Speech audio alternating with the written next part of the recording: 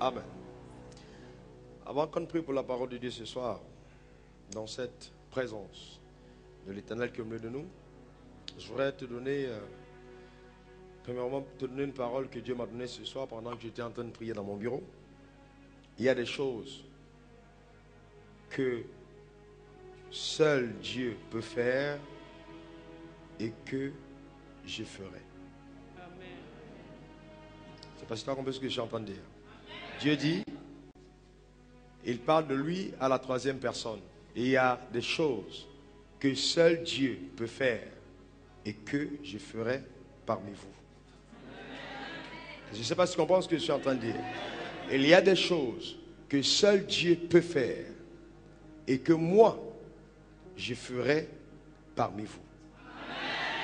Je dis encore, Dieu dit qu'il y a des choses que seul lui peut faire, mais que lui, Dieu, fera parmi nous. Qu'est-ce que ça veut dire? Frères et sœurs, il faut qu'on soit très sérieux ce soir. Qu'est-ce que ça veut dire? Ça veut simplement dire que si tu as atteint ta limite et que tu es sur le point d'abandonner, tu es au meilleur endroit. Ah, je te dis sérieusement. Sérieusement. Si ta destinée n'avait plus pour toi un sens et que tu te dis, je ne serai plus jamais rien, tu es la bonne personne. Si un diagnostic avait été donné en te disant c'est impossible, ça ne peut pas se faire parce que ça, il n'y a que Dieu pour le faire, alors Dieu parle de toi ce soir. Il y a des choses que seul Dieu peut faire et qu'il a dit qu'il fera parmi nous. La deuxième des choses que je veux partager avec toi, c'est que j'étais en train de prier. Et Dieu a ouvert mes yeux, j'ai vu une cascade. De l'eau abondante qui coulait et qui ruisselait. Et le Seigneur a dit, je reprends ma parole parmi vous. Pose ta main sur ton cœur. Que ce ne soit pas une soirée comme les autres. Que ce soit un jour où tu rencontres Dieu. Où il parle à ta vie. Où les choses s'accomplissent. Où la parole produit dans ta vie ce qu'elle n'a jamais fait avant. Qu'elle agisse au-delà de ce que tu imagines. Que Dieu comme ta vie et te bénisse. Prie maintenant pour ta propre vie. Dis à Dieu d'agir dans ta vie ce soir. Demande au Seigneur. Ouvre ta bouche et parle. Répète après moi ces paroles avec foi maintenant. Éternel mon Créateur. Du fond de mon cœur je crois. Et c'est pourquoi ma bouche déclare qu'il y a un Dieu. Ce Dieu existe. Il est la raison pour laquelle je veux vivre. Il est mon Créateur. Devant le trône de Dieu, je demande à Dieu, par son esprit, de m'accorder la révélation de sa parole. Qu'il m'éclaire par elle. Que la parole de Dieu, dans ma vie, soit semblable à une sémence qui descend dans une bonne terre et qui porte des fruits au centuple. Au nom de Jésus, je déclare que je crois de façon ferme et irrévocable que l'Éternel agira en ma faveur. Je crois que l'Éternel, mon Dieu, me distinguera au milieu de ma génération et que la faveur de l'Éternel m'accompagnera sur le chemin de ma vie. J'ai la certitude que je suis différent à cause de mon appartenance au royaume de Dieu, de ma filiation, de ma connexion avec Abraham par la foi. Seigneur, je crois, c'est pourquoi je confesse que ma vie fera la différence. Ma vie apportera le témoignage. Ma vie sera la démonstration. Ma vie sera la preuve qu'il y a un Dieu qui vit et qui est le même hier, aujourd'hui et éternellement. Moi-même, je m'attends à être surpris de façon favorable par la manifestation de la faveur qui viendra sur ma vie du nord, du sud, de l'est et à l'ouest. Ma vie est environnée de la faveur de Dieu. Je le crois et je le confesse. Au nom de Jésus, j'ai prié. Amen. Amen. Et Amen. Acclame pour ta propre vie.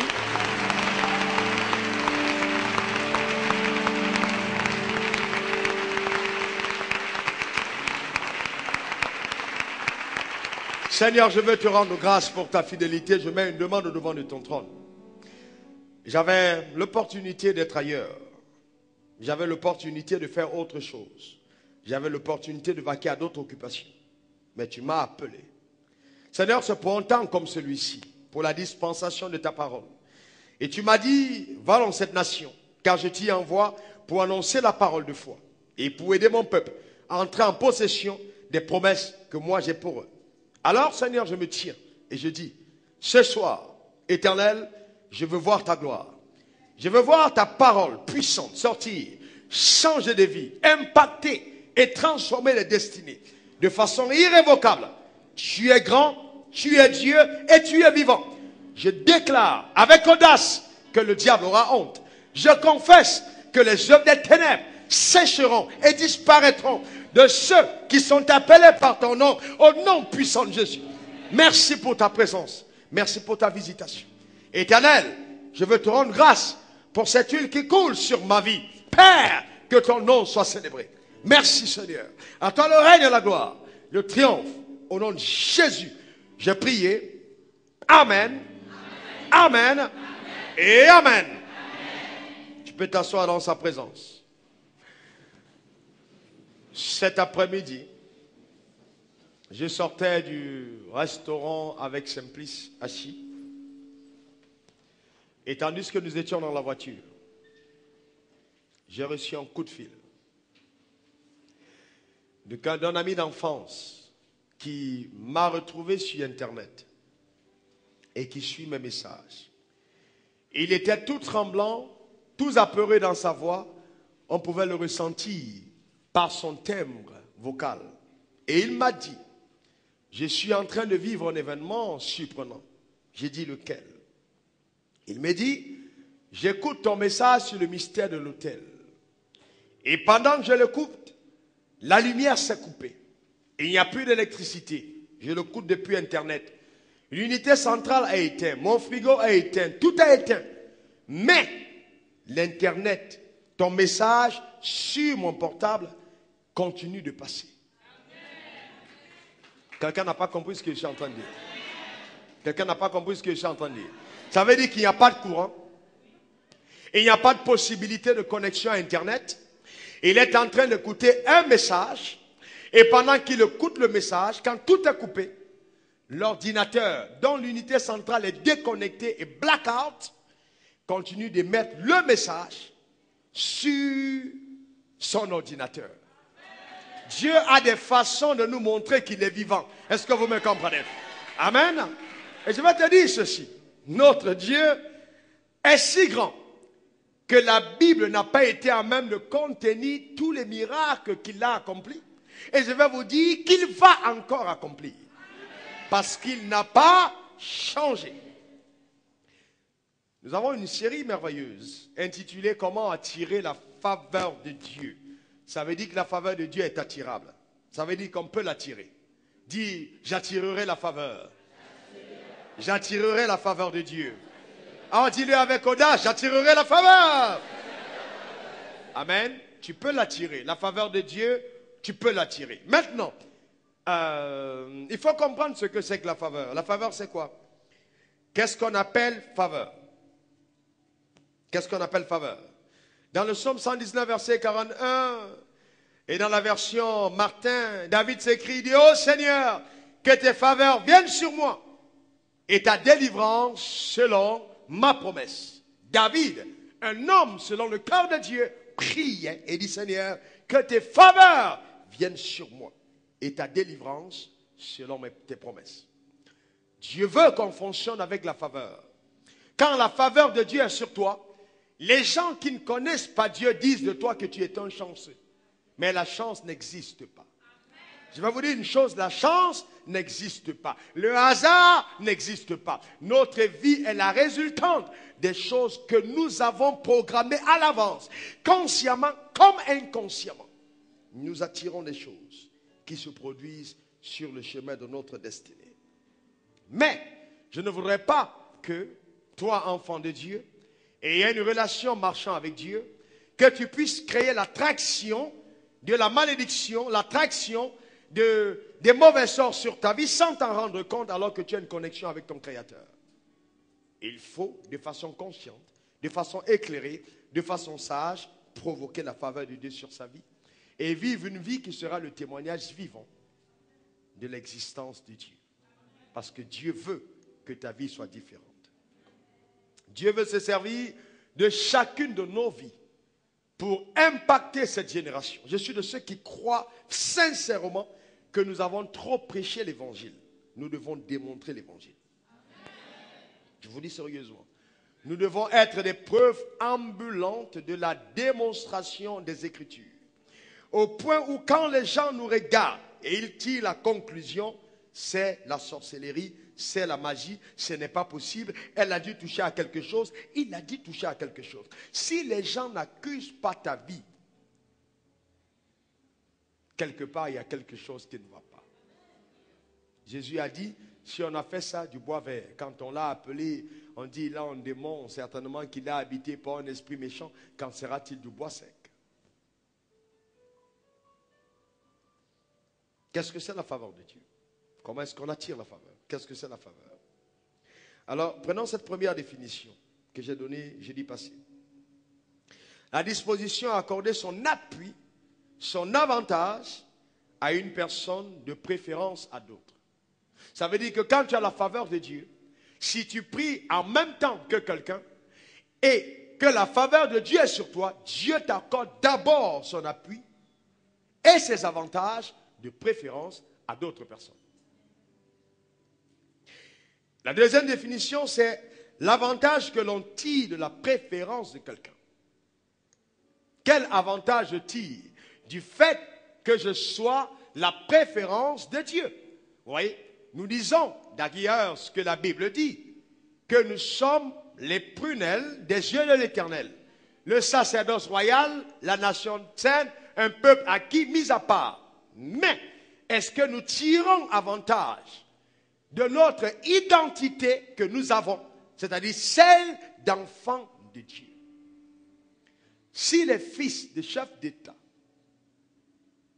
peuvent habiter des palais, si les fils de chefs d'État ou la femme d'un roi peut avoir une dotation de l'État à son service, souvent même un budget de souveraineté, à cause de la connexion avec un homme qui règne sur terre, à plus forte raison. Toi et moi, ayant une relation avec celui qui gouverne l'univers, qui a créé le ciel et la terre, il devrait avoir une préférence, un avantage que nous tirons de notre connexion avec notre Créateur. Il devrait avoir un avantage. Je ne sais pas si quelqu'un comprend ce que je suis en train de dire. Il devrait avoir un avantage. Alors nous avons vu aussi que la faveur de Dieu est quelque chose qu'on peut attirer. On peut l'attirer sur nos vies. Par nos actions, par nos résolutions, nous pouvons amener la faveur de Dieu à être déclenchée à notre égard. Et le premier point que nous avons observé, c'est la vie d'Anne que Dieu avait rendue stérile. Elle était stérile, rendue stérile par Dieu. Elle a prié pendant longtemps et n'a pas été exaucée. Mais le jour où sa prière a changé parce qu'elle a connu les besoins de Dieu et qu'elle a fait un vœu à Dieu, le ciel l'a exaucée. Et elle a vu la main de Dieu sur sa vie. Pourquoi? Parce qu'elle avait changé sa manière de prier. Elle a fait un vœu à Dieu. Et au même instant, le regard d'Élie s'est attardé sur sa personne. Et Élie, qui était à côté d'elle, n'a même pas compris ce qu'il se passait. Mais à la parole d'Élie, la Bible dit, elle s'en alla et son visage ne fut plus la même. Elkana connut cette femme. C'était le même spermatozoïde, c'était le même lit dans la même chambre, les mêmes rapports sexuels, mais un résultat différent. Parce que quand elle partait de l'endroit de prière, la faveur de Dieu était déjà sur elle. Et quelque chose s'est produit parce qu'elle avait fait un vœu à l'Éternel. Numéro 2, qu'est-ce qu'on peut faire d'autre pour attirer la faveur de Dieu sur sa vie? Deuxième chose, l'obéissance. Dis après moi, obéissance. Encore obéissance. La Bible dit dans Deutéronome 28, verset 1 à 2, obéis, conditionnel, si tu obéis bien à la voix de l'Éternel, ton Dieu, en observant et en mettant en pratique tous ces commandements que je te prescris aujourd'hui, l'Éternel, ton Dieu, te donnera la supériorité sur toutes les nations de la terre. Voici toutes les bénédictions qui viendront sur toi et qui t'atteindront. Oh, j'aime ça. Les bénédictions qui viendront sur toi et qui t'atteindront. Ça, concernant ces bénédictions, même si tu veux fuir, elles vont te poursuivre pour t'atteindre là où tu te trouves. Amen. Amen. Dis, les bénédictions m'atteindront. Ah, dis-le, les bénédictions m'atteindront. Mais vous voyez, la Bible dit quoi? La Bible dit que si tu obéis à la voix de l'Éternel, ton Dieu. Donc, l'obéissance peut déclencher à mon égard la faveur de l'Éternel sur ma vie. Quand je suis obéissant, j'attire la faveur. L'obéissance manifeste à mon égard la faveur de Dieu. La deuxième chose que vous devez comprendre, c'est que chaque fois que tu es obéissant, Dieu te donne la supériorité. Dis la supériorité. Encore la supériorité. Vous voyez, supériorité, c'est un peu comme la préférence. Tu es supérieur. Dieu te met au-dessus des autres. À cause de l'obéissance, tu deviens supérieur aux autres. On n'est pas supérieur parce qu'on se fait appeler archevêque, bishop, révérend, pasteur et apôtre. Non, on n'est pas supérieur parce qu'on est diacre. On n'est pas supérieur parce qu'on est ancien à l'église. On est supérieur parce que Dieu nous donne la supériorité. Oh my God, la supériorité. Certains d'entre vous, si ce message vous le mettez en pratique, vos noms seront des références. Les gens prendront vos noms et iront dire, je suis son ami alors qu'ils ne vous connaissent pas. Oh, oh. Ah, dit, je reçois la supériorité. Vous savez, Dieu est capable de faire des choses. Quand il dit à Abraham, je te bénirai, je rendrai ton nom grand. Pourquoi? C'est la faveur sur ta vie. Au point où, quand on nomme ton nom quelque part, les portes s'ouvrent. C'est ça la faveur de Dieu qui descend, la supériorité. Et il dit aussi, vous voyez ce que l'obéissance peut faire? L'obéissance te donnera aux bénédictions de Dieu d'être ton partage. Parce que tu es obéissant. La bénédiction de Dieu viendra sur toi. Elle te poursuivra et elle t'atteindra. Je crois fermement qu'il y a une grave erreur que nous commettons dans l'Église. C'est que beaucoup d'entre nous menons nos vies à la quête des bénédictions. Je ne crois pas que ce soit la volonté de Dieu que nous pourchassons les bénédictions. Je crois sincèrement que si nous marchons avec Dieu, dans le désir de le servir, de faire sa volonté, de s'abandonner entre ses mains, de poursuivre ses objectifs, de voir sa gloire pour lui seul, les bénédictions vont commencer à nous poursuivre. Je vous dis sérieusement, tu seras chez toi et on cognera, tac, tac, tac. Ou on sonne, tu ouvres, quelqu'un veut te voir que tu ne connais pas. Et il te dit, j'ai entendu parler de toi. J'ai une affaire intéressante. Je veux traiter avec toi. C'est ce qu'on appelle la faveur. La faveur de Dieu, c'est-à-dire apportera des recommandations. Par des songes et des visions. Dieu parlera de toi aux gens que tu n'as jamais vus avant qu'ils ne te rencontrent. C'est ce qu'on appelle la faveur. Je ne viendrai pas sur le témoignage, mais je rappelle un jeune homme qui est venu me voir, mais pas un jeune homme, un monsieur, un directeur de société qui est venu me voir. Il m'a dit, pendant que je dormais, il ne me connaissait pas. Dieu m'a mis à cœur de venir te voir et de te promettre 1 milliard de francs CFA en Côte d'Ivoire. Et Dieu m'a dit, si je te promets ce milliard, mes affaires vont prospérer. C'est ce qu'on appelle la faveur. C'est-à-dire que personne ne parle de toi, mais Dieu lui-même descend dans des maisons et frappe des portes et entre et dit, hey, Va de tel côté. Il y a quelque chose que tu dois faire là-bas. Parce que mon fils et ma fille est dans cet endroit. C'est ça la faveur.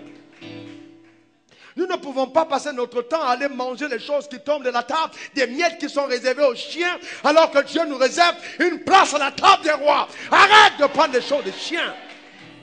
Tu vaux mieux que les requêtes de prière que tu adresses devant le trône de Dieu.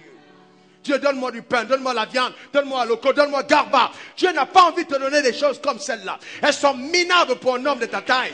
Elles sont petites pour un homme de ta dimension. Dieu veut que tu interpelles sa faveur parce qu'il veut te faire régner. Je dis régner. Ce ne sont pas des histoires de pain à tchéké, garba, loco. Ça n'a rien à voir. Hamburger, frites, ça n'a rien à voir. Dieu veut t'amener dans une autre dimension. Il dit, je prends l'indigent de la boue pour le faire asseoir avec les rois à leur table. C'est le Dieu qu'on sert. Arrêtez les histoires de parler de la faveur de Dieu pour dire non, non, non, non, non, non, non, non, non, non, non, non. Est-ce que vous me comprenez? Dieu veut faire des choses inimaginables. Donc quand on parle de faveur, il faut rêver, il faut voir grand. Il faut voir grand, j'ai dit très grand. Il faut voir grand. Ah oui, je ne suis qu'une petite personne, même qu'importe. Dieu n'a jamais dit qu'il prenait des grandes choses pour faire de grandes choses. Il prend toujours des petites choses, les faibles, les méprisables, les rejetés. C'est avec eux qu'il traite son alliance, Dieu. Nous avons Dieu, ce n'est pas n'importe qui, c'est Dieu, qui s'appelle Yahweh. Le micro a eu besoin d'un concepteur, le piano a eu besoin de Casio. La voiture de Mercedes pour concevoir, ou de Honda, la maison d'un architecte, mais l'univers d'un créateur, et le créateur de lui-même. Il est le seul qui existe par lui-même, le seul être qui s'est amené à l'existence et qui ne dépend de personne d'autre pour faire ce qu'il veut faire. C'est pour ça qu'on l'appelle Yahweh.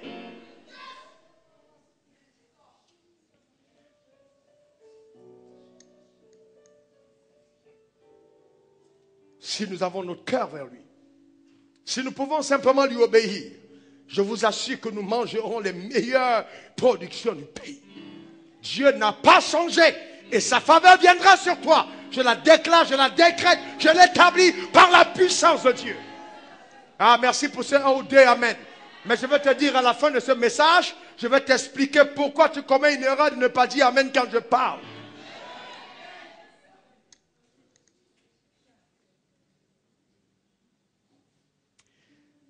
Dis révérend, enseigne. Il faut que je me calme un peu.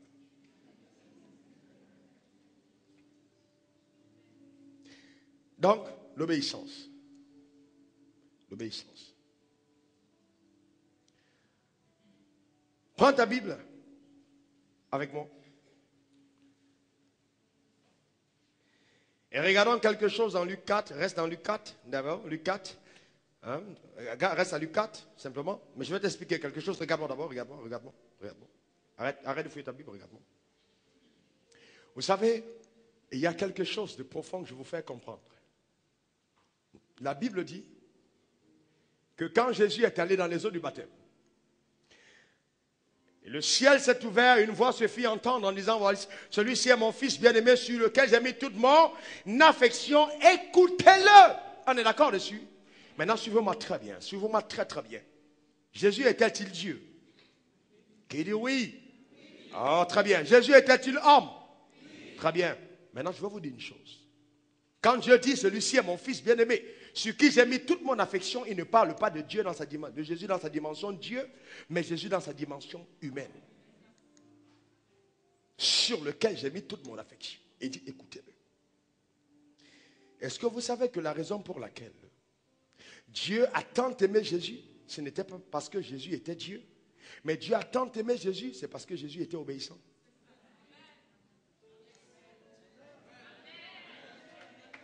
Quand Dieu m'a montré ça, j'ai dit, alors là, je ferai les mêmes miracles que Jésus. Quand Dieu m'a expliqué ça, j'ai dit, alors là, ma vie va avoir une influence comme celle du Maître. Dieu n'a pas aimé Jésus parce que Jésus était Dieu. Dieu a aimé Jésus parce que Jésus était un homme obéissant. Philippiens 2, verset 8. Il a été obéissant jusqu'à la mort sur la croix. C'est pour ça que Dieu l'a souverainement élevé. À cause de l'obéissance. C'est l'obéissance qui était la clé. Écoutez-moi, écoutez-moi, écoutez-moi ici, écoutez-moi. Il y aura les CD, les DVD, vous aurez eu le temps de réécouter à la maison. Quand Dieu dit, voici mon fils bien-aimé sur lequel j'ai mis toute mon affection, Jésus avait 30 ans. 30. Quand tu vas dans les eaux du baptême, 30 ans. Il a vécu d'1 an à 30 ans. 30 ans sur terre. Il était charpentier. 30 ans. Il était fils de Marie. Il avait des frères dans la maison. Et il était comme tout le monde. Il vivait comme tout le monde. Jésus pouvait faire le choix de vivre une vie de désobéissance. Donc, Jésus a pendant 30 ans tellement émerveillé Dieu que quand il devait commencer à faire ce à quoi Dieu l'a appelé, le ciel ne pouvait pas être fermé. Tu n'as pas compris? Le ciel ne pouvait que s'ouvrir sur la vie de Jésus, pas parce que Jésus était Dieu, mais parce que Jésus était obéissant. Celui-ci est mon fils bien-aimé. Je me rappelle des moments où je suis en route et je marche ou je parle dans la rue, je suis là et il y a des moments où il m'est arrivé de voir le trône de Dieu en face de moi par révélation et de ressentir l'amour de Dieu. Dieu me dit, je t'aime Raoul. Tu touches mon cœur, tu m'émerveilles. Quand je te regarde, je suis fier d'être Dieu et d'avoir des fils comme toi. Écoute-moi bien, ta vie peut provoquer l'affection de Dieu. Ouais, l'obéissance. Et donc, laissez-moi vous toucher un autre point. Toujours sur l'obéissance. Luc 4, verset 25 à 27. La Bible parle ici d'une histoire merveilleuse. La Bible dit, il y a encore en vérité, je vous le dis, c'est Jésus qui parle, aucun prophète n'est bien reçu dans sa patrie. Alors j'ai dit, malheur à toi si tu ne me reçois pas bien. Tu risques de passer à côté de quelque chose d'extraordinaire pour ta destinée. Est-ce que vous me comprenez? Aucun prophète n'est prophète dans sa propre patrie, sauf au temple de la foi. Ah, il faut que ce soit ce que tu dises. Ce n'est pas à moi de le dire. Est-ce que vous me comprenez? Ton amen ne change pas le fait que Dieu m'a appelé. Ton amen te connecte à ce que Dieu a mis sur ma vie. Je dis, oh my God. Est-ce que vous comprenez? Le fait que Dieu m'a appelé, ça ne change pas. Ce n'est pas le fait que tu ne dises pas amen que je ne suis pas un prophète. Mais le amen te connecte à la grâce prophétique qui repose sur ma vie. Alors, amen, amen, amen. Amen. Calme-toi, doucement. Ok? On va venir. Parce qu'il y a quelque chose qui va se passer ici, ce soir. Je dis bien ce soir. Dans ta vie, je dis bien ce soir. Je dis bien ce soir. Je dis bien ce soir. Quelque chose va se passer dans ta vie ce soir. Alors, la Bible dit au verset 25, c'est la vérité, je vous le dis. Il y avait beaucoup de veuves en Israël au jour d'Élie. Lorsque le ciel fut fermé 3 ans et 6 mois, et qu'il n'y eut une grande famille sur tout le pays. Et cependant, Élie ne fut envoyé chez aucune d'elles, si ce n'est une femme veuve à Sérepta, dans le pays de Sidon. Pourquoi Jésus mentionne ceci? Il dit, il y avait plusieurs veuves en Israël. Israël est le peuple qui avait une alliance prophétique avec Dieu. Une promesse était rattachée au peuple d'Israël. Mais cependant, pendant le temps de la disette, Dieu n'envoie pas son serviteur chez une des veuves d'Israël. Il fait sortir le prophète et l'envoie à Sidon dans le pays de Sérepta. Pourquoi est-ce que Dieu le fait? Et amène ce prophète dans cette maison. À la fin du message, je te donne la réponse. Et je vais te dire une chose. Je vais te dire ceci. Je te dis sérieusement. Je crois que si tu marches avec Dieu, Dieu va passer la maison de certaines personnes. Il va survoler la ville d'Abidjan pour venir entrer dans ta maison, te rendre visite et bénir ta vie de façon extraordinaire. Est-ce que vous êtes avec moi? Et je voudrais vous dire aussi que c'est une grosse erreur de croire que parce que je suis enfant de Dieu, c'est suffisant pour que je jouisse des promesses de Dieu. On peut avoir une alliance et ne pas jouir de l'alliance. C'est ce qui est arrivé aux veuves au temps de la disette. Ces veuves ont été oubliées et une femme qui aux yeux des hommes était disqualifiée pour la visite d'un prophète a reçu Élie dans sa maison. Je crois que des choses pareilles vont se produire dans ta vie à l'écoute de ce message. Et tu ne peux pas savoir combien tu es béni à cause de la parole que tu entends. Ah ouais, tu es béni à cause de cette parole que tu entends. Amen. Ce n'est pas au hasard que ce soit toi qui l'entends dans ce moment précis. Dieu est sur le point de faire quelque chose d'extraordinaire. Vous allez vous rendre compte que quand la faveur de Dieu est sur toi, la faveur de Dieu n'a pas besoin que tu parles pour qu'elle agisse. Écoute-moi bien, écoute-moi très bien. Même mort, Dieu a apporté un témoignage à l'univers qu'il était avec Jésus. Même dans la tombe, pendant que les gens célébraient et que Jésus avait crié « Eloi, Eloi, lama sabachthani » et qu'il est descendu dans la tombe. Dieu, pendant que Jésus était muet, le voile du temple, la main de Dieu, paf, a déchiré le voile de Ramba. Et Dieu a apporté le témoignage que cet homme, même s'il ne parle pas et qu'il a été accusé, je suis avec lui. Ma faveur ne l'a pas abandonné. Le premier jour, Dieu semblait être silencieux. Le deuxième jour, personne ne voyait son action. Le troisième jour, Dieu dit, il est temps pour moi d'apporter au témoignage à l'univers que je suis avec cet homme. Et le troisième jour, il est allé le sortir d'entre les morts et l'a ressuscité et l'a fait marcher dans Jérusalem afin que les gens aient le témoignage de combien cet homme avait été aimé par Dieu. Si tu peux savoir ce que c'est que la faveur, quand tu montes dans un avion et qu'il commence à avoir des secousses, tu es relax. Jésus dormait dans la barque. Pas parce qu'il était simplement puissant, mais c'est parce qu'il connaissait quelle était la faveur de Dieu sur sa vie. Pendant que tout s'agite, il ronfle.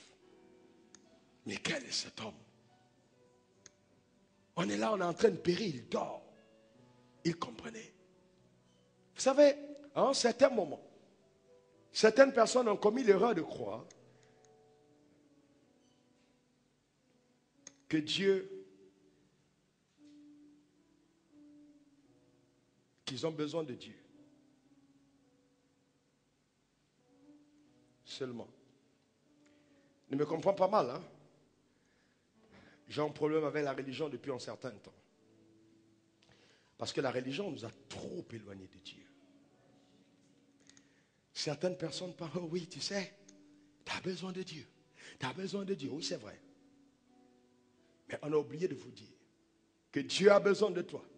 Dieu a besoin de toi. Que Dieu a besoin de toi. Dites-moi, vous pensez qu'on meurt pour quelqu'un qui n'est pas important? Vous pensez qu'on meurt pour quelqu'un dont on n'a pas envie d'avoir à ses côtés? Vous pensez qu'on meurt pour quelqu'un qui est inutile? Je ne sais pas en ce qui te concerne. Mais je sais que Dieu a autant, je dis, vraiment besoin de moi sur la terre. Sinon Jésus ne serait pas mort. Et s'il y a un choix à faire, si Dieu doit se séparer de quelqu'un sur la terre, entre un païen et moi, il n'y a plus de choix. Oh my. Oh my God. Il n'y a plus de choix.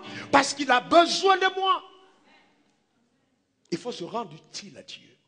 Au point où, même si Dieu dit, bon, maintenant je vais enlever Jacques de la terre, il faut qu'il revienne. Quand il regarde, il dit non. Prolongation de contrat. Ah non, je prolonge le contrat. Non, tu ne peux pas partir maintenant, je prolonge. Quand je regarde dans mon équipe, il n'y a pas un joueur capable de prendre cette place. Reste là encore un moment. Oh my God.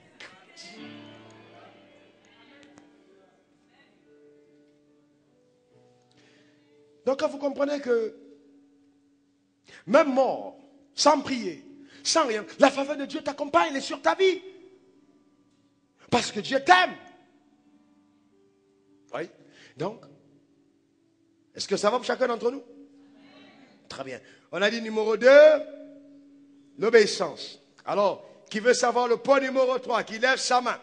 Nous en avons 14 et nous ne sommes qu'au 3e. Chacun d'entre eux autant puissant l'un que l'autre. Le 3e point. Oh combien important, c'est vivre par la foi. Vivre par la foi. Dis après moi, je vis par la foi. Encore, je vis par la foi. Prenez la référence de Hébreux 11, verset 6, Galates 3, verset 11, Hébreux 10, verset 38. Hébreux 11, 6, Galates 3, 11, Hébreux 10, 38. Alors, je vous cite 2 de ces versets. Hébreux 11, verset 6 dit, le juste, sans la foi, il est impossible de plaire à Dieu. Que celui qui s'approche de Dieu croit que Dieu existe et que Dieu est le rémunérateur de ceux qui le suivent. Galates 3, verset 11 dit, mon Dieu, le juste vivra par la foi. Hébreux 10, verset 38 dit, mon juste vivra par la foi. Et s'il se retire, mon âme ne prendra pas plaisir à lui. Donc Dieu veut que chacun d'entre nous, nous vivons par la foi. Et la foi va te donner de mouvoir les mains de Dieu. Par la foi, tu vas amener l'action des mains de Dieu à ton égard. La foi te rendra agréable à Dieu. Donc si tu es agréable à Dieu, ça veut dire que tu auras sa faveur. Puisque la Bible dit, sans la foi, il est impossible de lui être agréable. Agréable, si tu es agréable à Dieu. Si Dieu t'aime, alors il t'accorde sa faveur. Donc si je vis par la foi, je serai agréable à Dieu. On peut changer ce verset en disant, Hébreux 11, verset 6, bis. Par la foi, nous sommes agréables à Dieu. Car celui qui s'approche de Dieu et croit que Dieu existe verra la manifestation de sa gloire. Vous voyez? Donc, par la foi, nous pouvons être agréables au Seigneur. Par la foi. Qu'est-ce que c'est que la foi? La foi, c'est une confiance en Dieu. J'ai dit que j'ai la foi quand j'ai confiance en Dieu. Ma foi, c'est avoir confiance en Dieu. Et c'est triste de voir combien de personnes vont à l'église, combien de personnes prient, combien de personnes jeûnent, mais n'ont pas confiance en Dieu. C'est triste. C'est triste de voir comment les gens ne font pas confiance en Dieu. Prenez votre Bible dans Hébreux 11 à la maison et soulignez un peu l'histoire de tous les héros de la foi, des gens qui ont vu la main de Dieu. Aucun d'eux n'a pu vivre sans la foi. C'est par la foi que nous reconnaissons que le monde a été créé par la parole de Dieu, en sorte que ce qu'on voit n'a pas été fait des choses visibles. La Bible dit, Hébreux 11, verset 4, c'est par la foi qu'Abel offrit un sacrifice excellent que celui de Caïn. Et quand vous lisez la Bible au fur et à mesure, c'est pas la foi que Sarah, c'est pas la foi qu'Abraham, c'est pas la foi que Moïse, c'est pas la foi, c'est pas la foi, c'est pas la foi, c'est pas la foi. Et ils ont oublié de mettre un autre chapitre, c'est pas la foi que Raoul a faux, par la foi. Est-ce que vous me comprenez? Par la foi. Parce que Dieu n'a pas cessé d'écrire ses histoires avec les hommes. C'est par la foi. Que Raoul Wafo quitta son pays et arriva en Côte d'Ivoire, passa ses premières nuits à la Gastif, fut recueilli dans le camp des réfugiés pendant que tout le monde avait prophétisé qu'il ne réussira pas. Par la foi, Dieu bénit son ministère. Par la foi, Dieu le rendit prospère. Par la foi, sa parole qu'il prêchait était accompagnée de signes de prodiges. Par la foi. C'est par la foi, mes frères. C'est par la foi. Ces choses marchent par la foi. Et je vais vous dire quelque chose ce soir. Dis à ton voisin, sois prêt, sois prêt. Dis-lui, sois prêt à recevoir cette parole. Je vais te dire ceci. Je vais te dire ceci. Si tu décides de vivre par la foi, tu as la capacité de changer le calendrier de Dieu. Je vais dire, écoute-moi bien, écoute-moi bien, écoute-moi bien. Ça veut dire que Dieu peut décider de ne pas agir. C'est-à-dire qu'en te concernant, il t'a oublié. Mais tu viens et tu prends ton bic, tu dis, bon, dans le programme de Dieu aujourd'hui, s'il voulait bénir Sœur Marguerite, visiter telle personne au Japon, moi je note qu'à Abidjan, mon nom est là. C'est-à-dire que tu changes le calendrier de Dieu par ta foi. Parce que le vrai problème, c'est que nous attendons toujours que Dieu ait décidé quelque chose pour nous. Alors que Dieu dit, j'attends que vous-même, vous décidez les choses que moi je dois faire. Oh my. Mais comment est-ce qu'il peut dire des choses pareilles? Oui, Dieu attend que tu décides et que tu arrêtes des choses qu'il va faire. Prenez votre Bible avec moi. Regardons de près. Parce que des déclarations comme celle-là, il faut les illustrer. Et qu'on voit clairement. Amen. Afin qu'on ne m'accuse pas de prêcher des hérésies. Marc 5. Regardez juste le verset 25. Marc 5, verset 25. Cette histoire, c'est l'histoire de la femme qui avait la perte de sang depuis 12 ans. La Bible dit qu'elle était allée chez des médecins, dépensant tout son argent. N'est-ce pas? Regardez d'abord. Regardez, vous êtes dans Marc 5? Très bien. Maintenant, suivez-moi bien. Avant d'aller au verset 25, laissez-moi vous lire le verset 22. Alors vint un chef des Juifs de la synagogue, nommé Jairus, qui le vit, se jeta à ses pieds et le supplia instamment en disant, ma fillette est à toute extrémité. Viens, impose-lui les mains afin qu'elle soit sauvée et qu'elle vive. Jésus s'en alla avec lui et une grande foule le suivait et le pressait. Dites-moi, Jésus allait avec lui où? Attendez, s'il vous plaît, répondez-moi. Jésus allait avec lui où? Quel était le calendrier de Jésus ce jour-là? C'est aller guérir qui? La fille de Jairus. Lisez-moi le verset 25, j'aime le premier mot. Juste le premier mot. 1, 2, 3.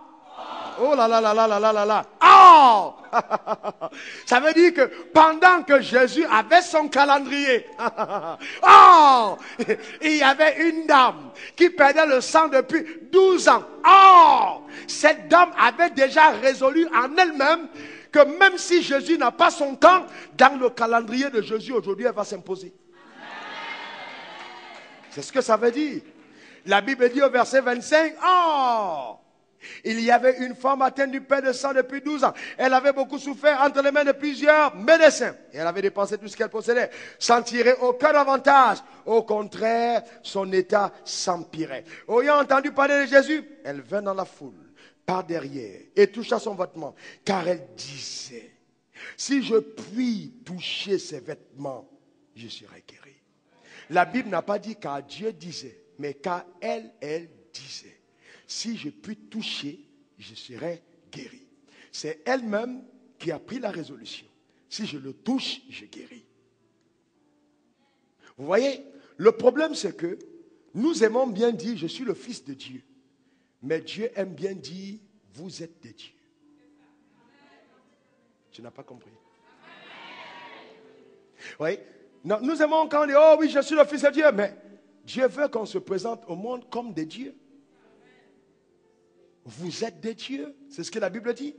Ça veut dire que nous pouvons prendre des décisions qui sont validées par le ciel parce que nous sommes des dieux.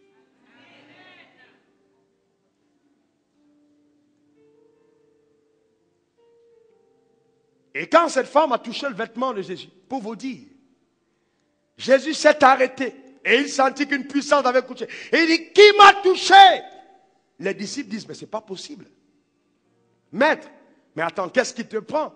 Avec toutes les personnes qu'on a autour, qui te touchent, qui te frôlent, qui font ci, comment tu dis, qui m'a touché? La femme sachant ce qu'elle avait fait, dit la Bible, sachant qu'elle s'était connectée à la puissance de Jésus sans son autorisation, vint se jeter à ses pieds en disant, c'est moi. Il lui dit, va en paix, ma fille, vas en paix. Car tes péchés te sont pardonnés. Vous imaginez quelle foi? Par la foi, on peut toucher le ciel. Par la foi, on peut avoir la faveur de Dieu. Et vous voyez, c'est là où le problème se trouve. Oh, si Dieu veut, il va m'élever. Si Dieu veut, il va me bénir. Dans tous les cas, alléluia. Je prie le Seigneur, je prie le Seigneur. Et on commence à tomber dans une religion terrible. Oh, moi j'ai passé 6 heures en prière. Ma soeur, moi j'ai jeûné 21 jours. Oh, une dame me disait aujourd'hui, il y a une femme qui a fait 9 heures de temps en prière. J'ai dit, alléluia, alléluia. Mais ce qui m'intéresse, c'est qu'est-ce qui se passe quand on sort de là. Si je jeûne, si je chante et si je prie, et que ma vie sur la terre est simplement stérile, je suis dans la religion. Si je jeûne, vais à l'église et partage mon offrande, chante les cantiques et acclame toutes les fois que le pasteur prêche. Si dans ma vie, rien ne se produit, alors le ciel dit de moi que je suis un religieux. Amen, amen, amen. Amen. Il faut que quelque chose se passe. Est-ce que vous me comprenez? C'est donc important que quelque chose se passe. C'est ça le vrai problème. Il faut que quelque chose se passe. Et nous on est là, on attend, oui Dieu fait, oui Dieu fait. Dieu dit, hey quoi, qu'est-ce qu'il y a? Sur la croix j'ai envoyé mon fils pour toi, il est mort. Il a versé son sang. Il a même dit, tout est accompli. Toi aussi fais, je t'attends. Par la foi, fais quelque chose. Quelle décision tu prends? Quelle résolution tu as dans ton cœur? À tes résolutions répondra le succès. Et puis on vient, oui, témoignage. Je suis venu à l'église en 2005. Et puis en 2010, un homme m'a salué. Amen, amen. Depuis longtemps, aucun homme ne me salue. Amen, amen. Arrêtez-moi vos témoignages qui n'ont aucun sens. Ça, vous me comprenez? Vous imaginez jusqu'où on ramène Dieu dans des bassesses et des petitesses? Et il y a des églises, quand Dieu regarde, il dit vraiment, j'ai bien envie qu'ils mettent devant, je ne suis pas avec eux. Ce n'est pas l'église de Dieu. Et puis c'est là où on met l'église du Dieu très vivant. Et il n'y a aucune action de Dieu. Aucune action. Vous voyez les gens, ils entrent à l'église. Ils sont là comme des... Vous voyez, même sur le visage, ils ont peur. Dès que quelqu'un passe avec une voiture, on a peur. On regarde comme ça, on dit non. On a peur. Les gens sont effrayés en eux. Dieu, c'est le Dieu qui vient avec la chicotte pour te fesser. Parce que, oui, on a seulement l'image d'un Dieu qui est en feu dévorant. Dieu va te frapper. Dieu va te tuer. Mais on n'a pas l'image d'un père qui aime. L'image d'une mère qui allait avec plein de mamelles, ayant plusieurs fils, capable d'avoir des milliers de fils en même temps et de donner en même temps la mamelle à chacun de ses fils. Sachant exactement la dose de chaque enfant. Vous voyez? Sachant apaiser celui qui pleure, consoler l'autre. Voilà l'image de Dieu. Qui écoute toutes les prières, écoute le baoulé, écoute l'ani, l'espagnol, l'américain, le franc-anglais, le français, toutes ces choses, il écoute. Le pidgin. Voilà l'image de Dieu. On parle simplement d'un Dieu avec la chicotte, prêt à te frapper. Ma soeur, mon frère, attention, Dieu va te frapper. Pourquoi vous voulez toujours montrer la chicotte aux enfants? Et c'est ça l'évangile qu'on prêche en Afrique. Dieu n'est pas le colon qui a enchaîné tes pères et ta mère pour les amener en esclavage. Dieu n'est pas le colonisateur qui vient dans ton pays pour piller tes richesses et faire de toi n'importe quoi. Dieu n'est pas comme ça. Quand il vient dans une vie, il vient la bénir, il vient la combler, il vient la changer, il vient la restaurer. Voilà le Dieu que nous servons. Est-ce que vous me comprenez? On a une image vraiment trop erronée du Dieu que nous servons. Par la foi. Comment peux-tu faire confiance à quelqu'un que tu ne connais pas? Il faut connaître Dieu. Je ne comprends pas. Et vous voyez, les gens sont là, ils sont à l'aise dans ces choses. Et ils commencent à avoir peur. Job a compris le problème. Un homme que Dieu aimait. Mais dans Job 3, verset 25, la Bible dit quel était le problème de Job. Pourquoi est-ce que Job avait des problèmes? Parce que Job a compris que tout ce dont tu as peur, c'est ce que tu attires. Tu redoutes, c'est ce que tu attires. J'ai peur. Est-ce que Dieu va faire ça? J'ai peur. J'ai peur. La peur ouvre le boulevard, ça valide. C'est le cachet que tu mets sur le plan d'action du diable. Chaque fois que tu as peur, tu dis Satan, viens faire.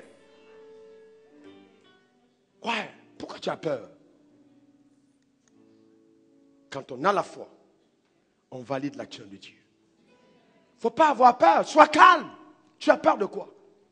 Tu as peur de quoi? Tu as peur de quoi? Explique-moi comment est-ce que tes os ont été fermés. Explique-moi la raison pour laquelle tu te réveilleras demain matin.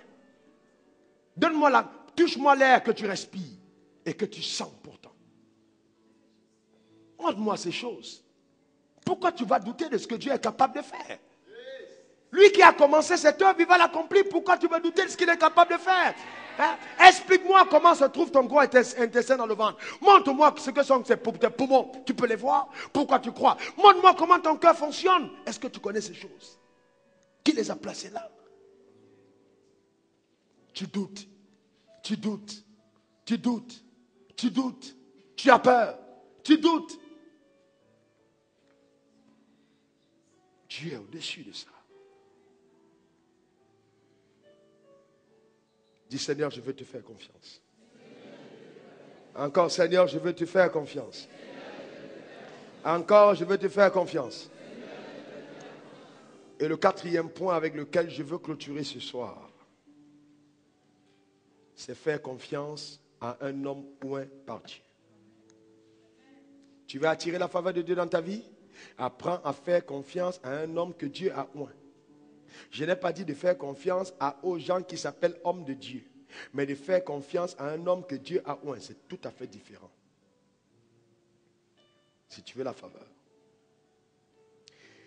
Alors, je vais t'enseigner quelque chose. Prends ta Bible avec moi dans 1 Roi 17. 1 Roi au chapitre 17.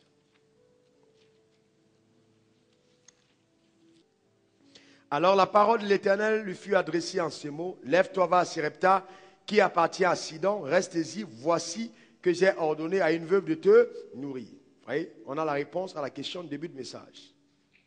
Va à Sérepta. Va. Ok? Va à Sidon. Vas-y à cet endroit. Tu rencontreras une veuve. J'ai ordonné à cette femme de te nourrir. Qui envoie le prophète chez la veuve? Qui l'envoie chez la veuve? Très bien. C'est Dieu qui l'envoie, n'est-ce pas? Et qui a ordonné à la veuve de nourrir le prophète? Très bien. Maintenant, suivez-moi bien. Allons au verset 15. Tu es là? Elle alla faire selon la parole d'Élie. Et pendant longtemps, elle eut de quoi manger et sa famille ainsi que lui. Qui a ordonné à la veuve de nourrir? Et mais la veuve a agi selon la parole de qui? Selon la parole de Dieu ou selon la parole d'Élie? Non. D'Élie ou de Dieu? Qui dit qu'elle a agi selon la parole de Dieu? Qu'elle lève la main. Qui dit qu'elle a agi selon la parole d'Élie? Qu'elle lève la main. C'est bien clair. Elle a agi selon la parole d'Élie. Mais Dieu dit, j'ai ordonné à une veuve de te nourrir. Mais cependant, la veuve elle-même ne savait pas que Dieu l'avait ordonné de nourrir un prophète. C'est le prophète lui-même qui révèle à la femme. Écoute, donne-moi un peu d'eau. La femme donne de l'eau. Maintenant, fais un peu un gâteau pour moi afin que je mange. J'ai faim. La femme dit, écoute, l'homme de Dieu, j'ai du respect pour toi. Hein? Mais il me reste une petite portion d'huile et une petite portion de farine. C'est le dernier gâteau de ma vie. Je suis, la famine dure. Là, nous allons mourir. C'est notre dernier repas. Donc, certainement, elle a déjà dit à son fils, a parlé à son fils en disant, bon, Dieu nous a oubliés. La famine est terrible ici, nous allons mourir. D'abord même, mourir. La femme, le prophète dit, fais-moi d'abord du gâteau et donne d'abord ma part. Et l'huile et la farine ne manqueront pas dans ta maison. Et la femme fit selon la parole d'Élie. Elle a eu confiance en quoi? À la parole d'Élie. Mais imaginez qu'à la place d'Élie était entrée chez cette femme une personne à qui Dieu n'avait pas parlé. J'aime ta réponse. Elle allait mourir. Mais dans tous les cas, suivez-moi bien, dans tous les cas, même si c'était un faux prophète, elle mourrait quand même. Écoute-moi bien. Si un faux prophète venait, ils allaient mourir dans la maison. La femme s'est dit, en tout cas, je n'ai plus rien à perdre. C'est le dernier repas. Est-ce que vous me comprenez? C'est le dernier repas qu'il me reste. Je n'ai plus rien à... Donc je ferai comme il a dit. Pourquoi douter alors que je suis au point où, si Dieu n'agit pas, oh my God, vous vous rappelez ce que Dieu a dit? Il y a des choses que seul Dieu soit capable de faire. Et que lui-même, quand il choisit de les faire, elles se font. Mais souvent, Dieu a besoin d'un intermédiaire. De quelqu'un qu'il choisit, qu'il met en connexion avec ta personne. Alors que c'est lui qui l'a arrêté. Pourquoi vous imaginez que quand la femme fait un vœu à Élie, nous avons vu ça la semaine passée, à Élie, pourquoi est-ce que quand elle fait un vœu à Dieu, d'abord c'est à Dieu qu'elle a fait le vœu, pourquoi est-ce que c'est le regard d'Élie qui s'attache sur elle? La Bible n'a dit nulle part que Dieu a eu sur elle un regard favorable. Élie l'a regardé. Et c'est quand Élie a parlé que le visage de la femme ne fut plus le même, mais alors que le vœu avait été fait à Dieu. Est-ce que vous me comprenez? Il a fallu qu'il parle pour que le vœu qu'elle a fait à Dieu soit accompli. La femme veuve du serviteur de Dieu, dont le mari était en train de mourir, cette femme-là, la Bible dit elle vint vers Élisée, elle dit, ton serviteur est mort. Et voici que ses enfants sont en train d'être amenés en esclavage. Écoutez-moi bien, écoutez-moi bien. Je veux que ce message change totalement ton approche avec l'onction prophétique que certaines personnes portent. Écoutez-moi bien. Écoute-moi bien. Le serviteur marchait-il avec Élisée? Oh là, répondez-moi. Le serviteur, ton serviteur est mort. Le serviteur d'Élisée. Donc ça veut dire qu'il était avec. Et il servait auprès. Mais il est mort. Cependant, il était endetté. Je vous pose une question. Est-ce que vous pensez qu'Élisée était au courant de ses dettes? C'était la même onction qu'Élisée avait. C'est quand le mari est mort que la femme s'est dit, en tout cas, nous marchons avec cet homme. Mon mari l'a servi. Maintenant, il meurt. On est endetté. Hey, il faut quand même que j'essaie. Pourquoi est-ce que sa vie va bénir des milliers de personnes? Et moi, nous sommes à côté. Mon mari a même servi sous cette onction. Et on est là dans la pauvreté. Il faut que j'aille quand même le voir pour qu'il prie pour moi. Je vais vous dire une chose. Vous pouvez côtoyer une onction extraordinaire tous les jours. Et être extraordinairement oublié tous les jours. À côté d'une onction extraordinaire. Sans que rien ne se produise. Vous êtes à côté.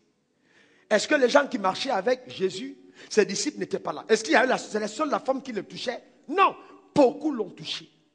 Mais une seule à côté a eu une révélation quand elle connectait sa main sur le manteau, symbole de l'onction que Jésus transportait. Elle a touché un pan du manteau. Et tout de suite, elle a été visitée. Pour que l'onction qu'un homme de Dieu porte affecte ta destinée, il faut que tu aies eu du respect pour cette onction. Si tu n'as pas de respect pour l'onction, je te dis la vérité, ça ne marchera pas.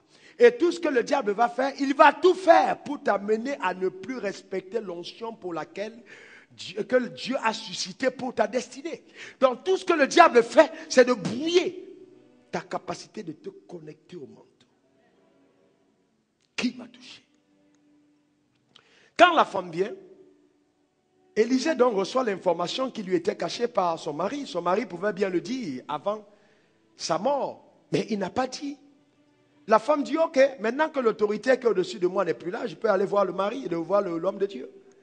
Quand elle arrive, l'homme de Dieu la regarde. Il dit, ok, madame, dis-moi maintenant, qu'est-ce que tu as à la maison?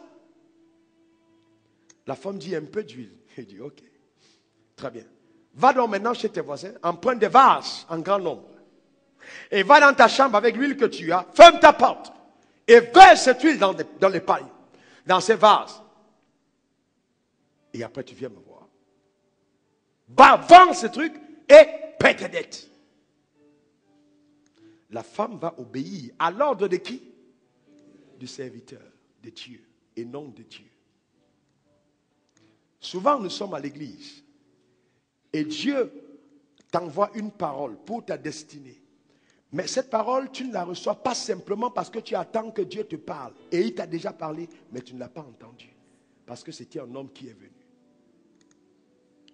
Le temps me manque de vous montrer dans toute la Bible comment est-ce que Dieu a souvent choisi de contourner les façons religieuses d'action pour agir d'une manière où on n'attend pas. Pourquoi est-ce que Dieu, quand Paul sur le chemin de Damas est visité par la lumière, Saül, pourquoi est-ce que Dieu ne va pas chercher Pierre pour venir prier pour lui et il va chercher Ananias, un apôtre, un disciple inconnu de la Bible, qui n'apparaît dans la Bible qu'une seule fois, pour aller imposer les mains à Paul, chasser tous les esprits qu'il y avait, baptiser du Saint-Esprit, le remettre dans le ministère. Pourquoi Pierre n'est pas appelé? Il faut sortir de la tradition. Sortez de la tradition. Comprenez ce que Dieu est en train de faire. Frère bien-aimé, quand un homme est oint par Dieu et qu'il est dans les saints dons du ministère et que Dieu l'a appelé, il est appelé pour ton édification. Il est appelé pour que ta vie soit meilleure. Je peux te dire avec assurance que Dieu m'a suscité et avec d'autres pour que ta vie soit meilleure. Je te dis bien, Dieu m'a suscité pour que certaines dettes soient réglées. Dieu m'a suscité pour que la pauvreté puisse quitter ta maison. Dieu m'a suscité pour que ton mariage soit paisible. Dieu m'a suscité pour que tu sois comblé. Dieu m'a suscité pour que tu sois guéri. Dieu m'a suscité pour que ta destinée change. Dieu m'a suscité pour que ton nom soit grand. Dieu m'a suscité pour que ta vie ressemble à ce que la Bible dit. Dieu m'a suscité pour que ta vie soit meilleure. C'est la raison pour laquelle Dieu m'a appelé. Est-ce que vous me comprenez? Il est important de comprendre ce que Dieu est capable de faire. Par l'onction qui agit dans la vie d'un homme de Dieu. Ce qu'il est capable de faire. Il y a un seul endroit dans la Bible, pour tous les pasteurs qui sont dans la salle, notez-le, où Jésus fut dans l'incapacité. Ça veut dire qu'il a essayé, mais l'onction n'a pas marché. C'était chez lui. On dit, il ne pue pas. Il ne pue pas. Est-ce qu'il n'était pas loin? Est-ce que Jésus n'était pas loin? Mais la Bible dit, il ne put pas faire de miracle. À cause des gens qui étaient autour. Il faut faire attention. Je vais vous dire quelque chose ce soir et je vais prier pour vous.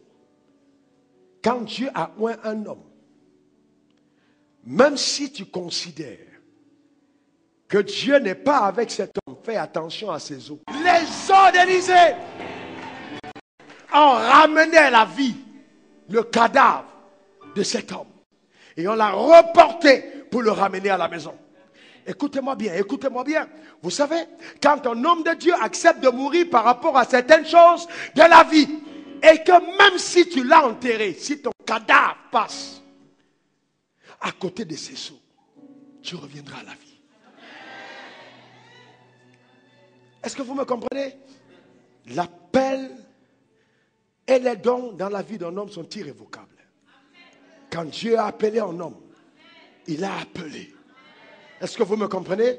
Et il faut faire très attention de passer à côté de ce que le ciel nous réserve. Parce que le diable essaye de nous distraire. Restons focalisés. N'est-ce pas le frère de Joseph? Le fils de Joseph? Le fils de Marie? Qu'est-ce que tu as à rappeler la dimension naturelle d'un homme qui est surnaturellement loin? Souvent les filiations, il vient d'où lui? C'est pas son père ici, oh, toi aussi. Ah, attends, lui, je le connais. N'est-ce pas, on mange Garba ici ensemble? N'est-ce pas, lui, on était ici à l'Alocodrome, lui, on est allé à l'école ensemble. Ça ne veut rien dire. Je crois que c'est la raison pour laquelle, quand cet ami était en train d'écouter mon message, et que le courant s'est coupé, Dieu a dit, je vais te montrer que vous avez fait des choses ensemble. Vous avez cueilli des mangues. Vous êtes allés en boîte de nuit ensemble. Mais cet homme, je l'ai choisi. Et mon nom est sur sa vie. À partir de cet instant, regarde à cet homme comme un homme de Dieu. Et pendant que tout était éteint, l'ordinateur seul, l'écran continuait à diffuser le message. Et il était dans la crainte. Dieu est dans la capacité de faire des choses incroyables dans la vie de ceux qui respectent certaines choses. Je vais prier pour toi ce soir. Si tu crois que je peux prier pour toi et déclencher la faveur de Dieu sur ta vie, lève-toi. Amen. Je vais prier pour toi ce soir. Je vais prier pour ta vie. Laissez-moi vous expliquer autre chose. Je vais avoir le temps d'enseigner dessus après parce que Dieu est en train de traiter sur moi avec ça maintenant. Laissez-moi vous expliquer quelque chose avant que je ne prie. Dieu me dit, fils, l'enseignement que Dieu me donne avant-hier nuit, il me dit, fils, je sors de ma chambre, je reçois un coup de fil. Pendant que je parle avec mon petit frère, paf, Dieu me parle de quelque chose qui monte dans mon cœur. Je raccroche et je m'assois au balcon avec mon iPad et je commence à noter l'enseignement. Si tu veux bien ce que Dieu me dit. Il me dit, fils, je veux que tu aies la révélation de l'autorité que tu as. Et je veux que tu le déclares de façon plus audacieuse et plus courageuse que tu ne le fais. Et il dit, pourquoi es-tu toujours obligé de dire au nom de Jésus quand tu pries? Et il y a des situations pour lesquelles quand tu pries, tu n'es même pas obligé de dire au nom de Jésus. Parce que je ne regarde même pas simplement au nom de Jésus comme si c'était par Jésus que je faisais, parce que j'étais appelé dans les 5 dons du ministère. Jésus a dit, comme le Père m'a envoyé, moi aussi je vous envoie. Ça veut dire que tu peux te tenir avec l'autorité que tu as et dire, maintenant démons, écoutez ma parole. Je vous ordonne, partez. Et les démons partent, même si tu n'as pas dit Jésus. J'ai dit, Dieu, mais comment? Il me dit, mais regarde la police. Le policier au bord de la route, quand il est dans la voiture, prie. Est-ce qu'il dit au nom du ministre de l'Intérieur, arrête-toi? J'ai dit non. Il dit, mais pourquoi tu vas dire toujours au nom de Jésus, démon, arrête-toi? Les démons te connaissent. C'est pour ça qu'ils ont dit, Paul, nous connaissons. Mais toi, qui es-tu? Parce que quand tu es connecté à l'onction de Dieu et que moi j'ai dévancé quelque chose sur toi, même les démons te connaissent. Il dit, fils, je veux que tu prennes des décrets. Je veux que tu parles sur l'église. Je veux que tu annonces des choses. J'attends ta bouche pour déclencher certains miracles dans la vie de mon peuple. Je veux que tu comprennes l'autorité que tu as et que tu opères dans cette dimension. Oh my God. Ce soir, je mets en pratique ce que j'ai entendu sur ta propre vie. Je déclare, lève ta main maintenant, par la puissance de Dieu, que la faveur de l'Éternel va ruisseler dans ta vie comme l'eau qui coule d'une fontaine. Je décrète de façon extraordinaire la manifestation de la grâce de Dieu à ton égard. J'annonce au nom de Jésus-Christ par la puissance du Saint-Esprit que ta vie n'est plus la même. La parole qui est écrite dans Deutéronome 28, du verset 1 au verset 16, s'accomplit pleinement à ton égard. Ça veut dire que Dieu fait de toi la tête et non la queue. Tu es en haut et non en bas. Tu es béni à l'aller et béni au retour. Tout ce que tu touches est béni. Le ciel est ouvert sur ta destinée. Les gens te pourchasseront, feront des complots contre toi, te feront la guerre, mais ne te vaincront pas. Car la main de l'Éternel est sur ta vie. Je déclare que les richesses de ce monde te verront, te serviront, se soumettront à toi au nom de Jésus. De façon extraordinaire. À ma parole, j'annonce une saison de faveur, une saison de témoignages inhabituels sur ta vie, par la puissance de Dieu. À ma parole, je déclare, je décrète que des entreprises germent de toi. Des affaires, des promotions, des élévations. À ma parole, j'annonce sur ta vie. Maintenant, que Dieu, par des voies incompréhensibles par l'entendement humain, te positionne sur une plateforme d'élévation. Une plateforme d'élévation.